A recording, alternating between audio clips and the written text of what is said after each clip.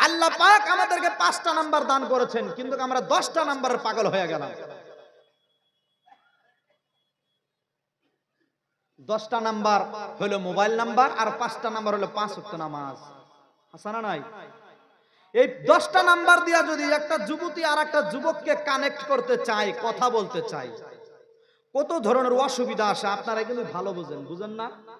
Recharge করতে হয়, মোবাইলে চার্জ করতে হয়, নেটওয়ার্ক থাকতে হয়, হ্যাঁ আছে না নাই? মোবাইলে সিম কার্ড লাগাইতে হয়, এক মোবাইল থেকে আরেক মোবাইলে যদি কথা পাততে হয়, আছে না নাই?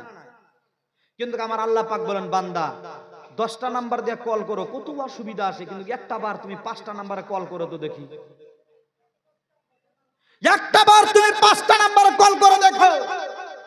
আমার আল্লাহ, আপনার আল্লাহ ডাকতে বলে, বান্দা তুমি শুনো শুনো, ও বান্দা তুমি শোনো না, শোনাও।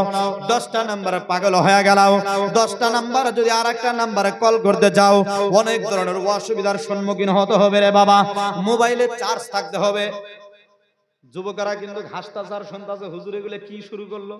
ওই যে দেখেন, বিশেষ না ওই জন থেকে দেন আসতাছে। 10টা নম্বরে কল করতে গেলে হঠাৎ করে যদি মোবাইলে চার্জ না থাকে, টাওয়ার না থাকে, আর ওদিক থেকে যদি দয়া কইরা সকিনাবু হোয়াটসঅ্যাপের মাধ্যমে হাই বলে মেসেজ পাঠায়া দেয়, আর ভাই মফিজউদ্দিনের মোবাইলে যদি চার্জ না থাকে, অবস্থাটা কি হয় চিন্তা করে দেখেন। হাই হাই, আমার প্রেমিকা আমাকে হাই পাঠাইছে হোয়াটসঅ্যাপে, সর্বনাশ, আমার মোবাইলে তো চার্জ নাই, কমসে কম 2 ঘন্টা যাব আমার প্রেমিকের সাথে চ্যাটিং করতে, তাড়াতাড়ি মোবাইলটাকে একটু তাজা বানাই। আছে না নাই? যায় দেখে যে বাবার মোবাইল চার্জে, বাপের মোবাইল চার্জে লাগাইছে, চার্জিং এর সিস্টেম একটাই, আর বোর্ড নাই বাড়িতে, একটাই বোর্ড, চার্জারও একটাই। বাবার মোবাইলটা ঠাস করে খহাইয়া থুইয়া ওর মোবাইলটা নাগাই দিয়েছে। কে রে বাবা, আমার মোবাইলে খহাইলি কেন? বলে, বাবা তুমি বুঝবা না, তুমি এই সমস্ত টাইম পার করে আসছো, তোমার আর বুঝার টাইম নাই। আজকে সমাজের মাধ্যমে আমাদের যুবকের অবস্থা এরকম খারাপ। আমার আল্লাহ রাব্বুল আলামিন বলেন, বান্দা 10টা নম্বরের পাগল হয়া তুমি কত ধরনের পাগলামি ছাগলামি করো। না না না, একটা বার 5টা নম্বরে কল করে দেখো, একটা বার 5টা নম্বরে কল করো রে বান্দা, সরাসরি আমি আল্লাহর সাথে তোমার কানেকশন হয়ে যাবে। জোরে পড়ে সুবহানাল্লাহ। আমি অতি প্রথমে কোরআনে মুকাদ্দাসের মাধ্যমে আয়াতে কারিমা তেলাওয়াত করেছি। কালকে গত রাত্রে গেল শবে মেরাজ, কি গেল? শবে মেরাজের রাত গেল। গত রাত্রে আমার প্রোগ্রাম ছিল গোয়ালপাড়া ঢোকতলা, একটা জায়গার নাম রাক্ষসনী, পাহাড়তলের কিনারে। ওই জায়গায় একটা বড় প্রকাণ্ড প্রোগ্রাম ছিল শবে মেরাজের উপলক্ষে। তাই বাবারা, আমরা শবে মেরাজ কি বস্তু আমরা বুঝি না, বুঝলিও কিন্তু আমরা মানতে চাই না, আর যদিও মানি আমরা তার প্রতি আমল করতে চাই না। বলুন কথা ঠিক না বেঠিক? আমার আল্লাহ রাব্বুল আলামিন পবিত্র কালামের মাধ্যমে বলেন, সুবহানাল্লাযী আসরা বিআবদিহি লাইলাম মিনাল মাসজিদিল হারাম ইলাল মাসজিদিল আকসা। জোরে পড়ি সুবহানাল্লাহ। পুত পবিত্র সেই জাত, সেই আল্লাহ যিনি তিনার বান্দাকে মেরাজ করাইছেন মানে সফর করাইছেন। আসরা, সফর করিয়েছেন কাকে? আবদিহি, নিজের বান্দাকে। ও ভাই, কথা হলো আল্লাহ পাক নিলেন রসুলকে, এখানে বান্দা শব্দ কেন ব্যবহার করলেন? এখানে মুফাসসিরিনে কেরামরা একটা নুকতা ছেড়ে দিয়েছেন। এই নুকতাটাকে আপনাদের সম্মুখে আমি পেশ করব রে বাবা, কিন্তু আপনাদের ধৈর্য সহকারে শুনতে হবে। শুনবেন না নাই? কে কে শুনবেন একটা হাত উঁচা করে দেখায় দেন। কে কে শুনবেন একটু হাত নামায়া দেন। সবাই শুনবো ইনশাআল্লাহ। আজকে আমরা মারফত শরীয়ত হকিকত তরিকত খেলাখেলি করি না নাই? কথা বলেন। শরীয়ত মারিফত, শরীয়ত তরিকত হকিকত মারিফত, এই 4টে বস্তু মানেন তো সবাই? এই আয়াত, যে আয়াত আমি পেশ করেছি, এই আয়াতের মাধ্যমে মারিফতের কিছু গোপন ধন আল্লাহ পাক লুকায় রাখছে। সুবহানাল্লাহ পড়ে। কারণ যে মেরাজটা হয়েছে সম্পূর্ণ এ টু জেড প্রসেসিংটা মারিফতের মাধ্যম দিয়ে হয়েছে। জোরে পড়ি সুবহানাল্লাহ। নবী যখন মেরাজে গিয়েছিলেন, দিন ছিল না রাত ছিল? কথা বলেন, কি ছিল গো বাবা? হ্যাঁ, রাত ছিল। মাশাআল্লাহ। উম্মে হানির ঘরে তিনি শুয়া। কেমন করে নবীকে নিয়ে গেলেন, আবার কেমন করে নবীকে নিয়ে আসলেন, সম্পূর্ণ দায়িত্ব আমার আল্লাহ নিজেই নিয়ে নিয়েছিলেন। সুবহানাল্লাহ পড়েন, জোরে পড়ি সুবহানাল্লাহ। আল্লাহ পাক বলেন, পবিত্র সেই সত্তা যিনি তিনার বান্দাকে সের করাইছেন, সফর করাইছেন। কোন সময়? লাইলান। কি আছে? লাইলান শব্দ আছে এখানে। যারা আলিম সমাজ আছে তারা বেশি ভালো বুঝবেন। লাইলান, লামের উপর একটা তনবিন আছে। কি আছে? তনবিন মানে দুই জবর। কয় জবর?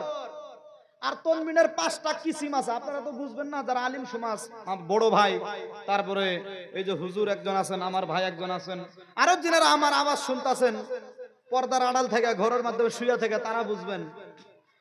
নহমির যারা পড়ছে, তনবিনের 5টা কিসিম, ওর মাধ্যম থেকে একটা কিসিম হইল তনবিনে কালিল, মানে একদম খুব কম সময়ের মাধ্যমে। কালিল মানে কম, কাসির মানে জিয়াদা। আল্লাহ পাক নবীজিকে এক রাইতে নেন নাই।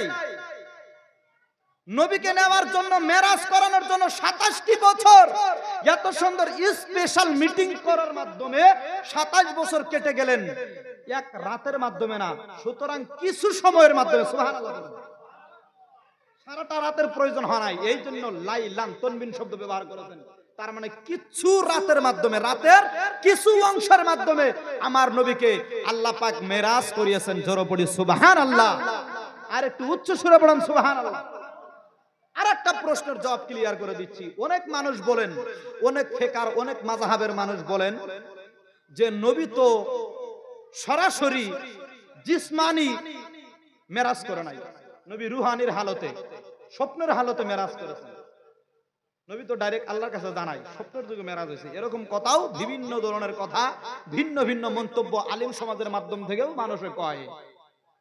কিন্তু বাবা, আল্লাহ পাক জানেন যে দুনিয়ার জমিনে এই মেরাজের বর্ণনা যখন চলবে, ওই টাইমে মানুষ অনেক ধরনের ফিতনা ফাসাদ ফলাবে, অনেক ধরনের ফতোয়াবাজি করবে।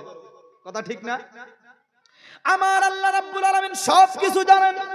আমার আল্লাহ রাব্বুল আলামিন এও জানেন আমার নবীর মেরাজের ঘটনা যখন দুনিয়ার জমিনে বলা হবে, দুনিয়ার জমিনে কিছু সংখ্যা আলিম তারা এদিকে ওদিকে ফতোয়াবাজি করবে। তারা বলবে না, আমার নবী, আপনার নবী সরাসরি ভাবে জিসমানি ভাবে মেরাজ করে নাই। সুতরাং নবীজির রুহানির হালতে, নবীজি স্বপ্নের যুগে মেরাজ করেছেন। কথাটা সম্পূর্ণরূপে ভুল রে বাবা। কেমন করে ভুল? শুনেন। আমার আল্লাহ রাব্বুল আলামিন মেরাজ করালেন রাসূলকে, নবীকে, কিন্তু এখানে বান্দা শব্দ ব্যবহার করেছে, আব্দু শব্দ ব্যবহার করেছেন। আব্দু মানে বান্দা। বান্দা হওয়ার জন্য কি কি বস্তুর প্রয়োজন পড়ে রে বাবা? শোনেন। বান্দা হওয়ার জন্য হাতের প্রয়োজন আছে, বান্দা হওয়ার জন্য পায়ের প্রয়োজন আছে না নাই? বান্দা হওয়ার জন্য কানের প্রয়োজন আছে না নাই? বান্দা হওয়ার জন্য চোখের প্রয়োজন আছে না নাই? বান্দা হওয়ার জন্য নাক, কান, মুখ, দাড়ি, চুল, কত বস্তুর প্রয়োজন আছে। শুধু তাই নয়, বান্দা হওয়ার জন্য সব চাইতে স্পেশাল একটা বস্তু হলো, বান্দা হওয়ার জন্য আপনাকে জি আকল হইতে হবে, তার মানে আকলওয়ালা হইতে হবে। জোরে পড়ে সুবহানাল্লাহ। আল্লাহ পাক আমাদেরকে জ্ঞান দান করেছেন। বান্দা হওয়ার সব চাইতে বড় দলিল হলেন আকল। যার ভিতরে জ্ঞান আছে তিনিই হলেন আল্লাহর বান্দা। জোরে পড়েন সুবহানাল্লাহ। এবার বাবার আমি বলতে চাই, বান্দা হওয়ার জন্য পায়ের প্রয়োজন, বান্দা হওয়ার জন্য হাতের প্রয়োজন, বান্দা হওয়ার জন্য চোখের প্রয়োজন, জ্ঞানের প্রয়োজন। তার মানে মাথা থেকে নিয়ে পা পর্যন্ত বান্দা হওয়ার জন্য প্রয়োজন পড়ে। এবার যদি আমার নবী স্বপ্নের যুগে আল্লাহর সাথে মেরাজ করতেন, দিদার করতেন, তাহলে এখানে আব্দ শব্দ ব্যবহার করতেন না, আমার আল্লাহ পাক রাসূল বা নবী শব্দ ব্যবহার করে দিতেন। কারণ নবী হওয়ার জন্য, রাসূল হওয়ার জন্য পায়ের দরকার পড়ে না, হাতের দরকার পড়ে না, কানের দরকার পড়ে না, মানুষের প্রয়োজন পড়ে না। নবী আল্লাহ পাক দুনিয়ার জমিনে আসার আগেই বানায় রাখে। জোরে পড়ে সুবহানাল্লাহ। আর যদি নবীকে স্বপ্নের যুগে মেরাজ করাইতেন, তাহলে আল্লাহ পাক এখানে রাসূল বা নবী শব্দ ব্যবহার করতেন। কারণ নবী এবং রাসূল হওয়ার জন্য হাত, পা, নাক, কান এগুলোর প্রয়োজন পড়ে না। আর নবী যে হাত, পা, কান, মস্তিষ্ক, মাথা থেকে নিয়ে পা পর্যন্ত সমস্ত বডিকে নিয়ে আল্লাহর দরবারে হাজির করে দিয়েছিলেন, তার সবচেয়ে বড় দলিল হলেন এই আয়াতের মাধ্যমে আব্দু শব্দ। জোরে পড়ি সুবহানাল্লাহ। আর একটু উচ্চ সুরে পড়েন সুবহানাল্লাহ। আমার নবী আপনার নবীকে কেমন করে নিয়ে গেলেন?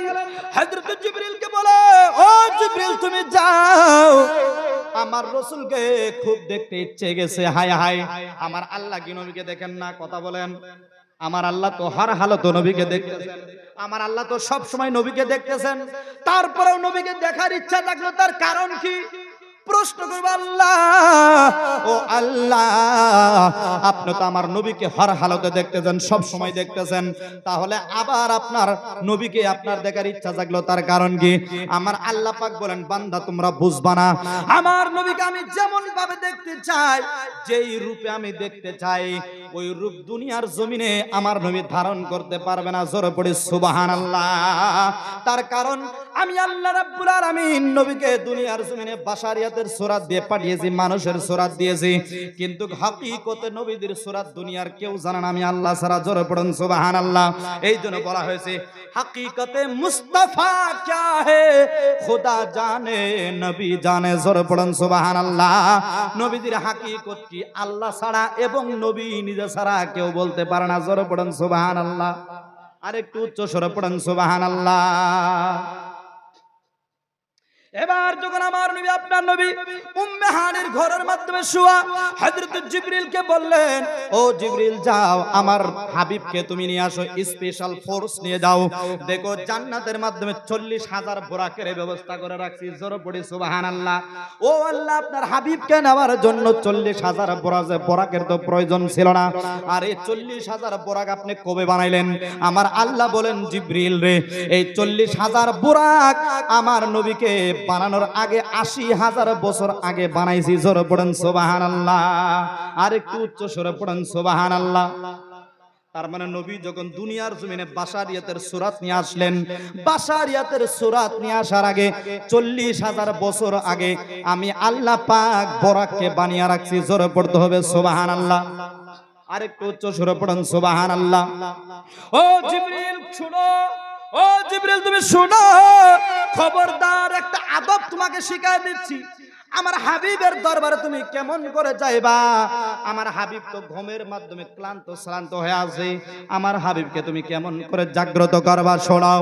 হযরত জিবরিল বললেন, আল্লাহ আপনার হাবিবের কাছে চলে যাই, তারপরেই নাকি বলেন। হযরত জিবরিল যখন নবীজির দরবারে চলে আসলেন, নবীজির দরবারে আসার পরে নবীজি ঘুমের ঘরে চলে গেছেন। হযরত জিবরিল ভাবতেছে, হায় হায়, হাবিবকে কেমন করে জাগাবো? না না না, না জানি কোথায় বেয়াদবি হয়ে যাবে, না জানি কোথায় গুস্তাকি হয়ে যাবে। নবীর দরবারে যদি গুস্তাকি হয়ে যায়, আমার আল্লাহ আমার প্রতি নারাজ হয়ে যাবে। ও আল্লাহ, আপনি বলেন আপনার হাবিবকে আমি কেমন করে জাগাবো? আপনার হাবিবকে আমি ঘুম থেকে কেমন করে জাগ্রত করব? আমার আল্লাহ রাব্বুল আলামিন বলেন, ও জিবরিল তুমি শোনো শোনো শোনো, তোমার ঠোঁট দুটা, তোমার দুইটা ঠোঁট আমার হাবিবের কদম মুবারকের মাধ্যমে চুম্বন লাগায় দাও। জোরে পড়ুন সুবহানাল্লাহ। এবার হযরত জিবরিল আলাইহিস সালাম ঠোঁট দুটো দিয়ে আমার আপনার নবীর কদম মুবারকের মাধ্যমে যখন চুমো লাগিয়ে দিলেন, আমার নবীজি বেদার হয়ে গেলেন রে বাবা। বেদার হয়ে যাওয়ার পর বললেন, ইয়া রাসূলুল্লাহ, আল্লাহ পাক আপনাকে সালাম জানিয়েছেন এবং আল্লাহ রাব্বুল আলামিন আপনাকে মেরাজ নসিব করিয়েছেন, আপনাকে নাকি দেখতে ইচ্ছা গেছে, আমার আল্লাহ রাব্বুল আলামিন আপনাকে ডেকে পাঠিয়েছেন। জোরে পড়ে সুবহানাল্লাহ। হযরত আদম আলাইহিস সালাম থেকে নিয়ে হযরত ঈসা রূহুল্লাহ পর্যন্ত যত নবী দুনিয়ার জমিনে আসেন, সবাই বলেছেন আল্লাহ আপনাকে দেখতে চাই। হযরত মুসা আলাইহিস সালাম অনেক সংখ্যাবার বলেছেন, আল্লাহ আমি আপনাকে দেখতে চাই, কিন্তু আমার আল্লাহ রাব্বুল আলামিন বলেছেন, মুসা রে তুমি আমাকে দেখতে পারবা না। আমাকে দেখার জন্য যেই চোখের প্রয়োজন রয়েছে, আমাকে দেখার জন্য যেই পাওয়ারের প্রয়োজন রয়েছে, আমি আল্লাহ রাব্বুল আলামিন তোমাকে সেই পাওয়ার দান করি নাই। জোরে পড়ে সুবহানাল্লাহ। তুমি সবাইকে মদিনায় নিলা, সবাইকে মদিনায় নিলা, আমায় নিলা না। মদিনা মোর আসল ঠিকানা, পড়েন না মদিনা মোর আসল ঠিকানা, বলেন না মদিনা মোর আসল ঠিকানা। ও তুমি সবাইকে মদিনায় নিলা, সবাই সবাইকে মদিনায় নিলা আমায় নিলা না মদিনা মোর আসল ঠিকানা বলেন না মদিনা মোর আসল ঠিকানা আরে যেথায় আল্লাহ সেথায় নবী নবীজি দিনের রবি যেথায় আল্লাহ সেথায় নবী নবীজি দিনের রবি দেখবি যদি নূরের ছবি দেখলে ছবি পাগল হবি দেখবি যদি নূরের ছবি যা তুই মদিনা মদিনা মোর আসল ঠিকানা বলেন না মদিনা মোর আসল ঠিকানা ও তুমি সবাইকে মদিনায় নিলা সবাইকে মদিনায় নিলা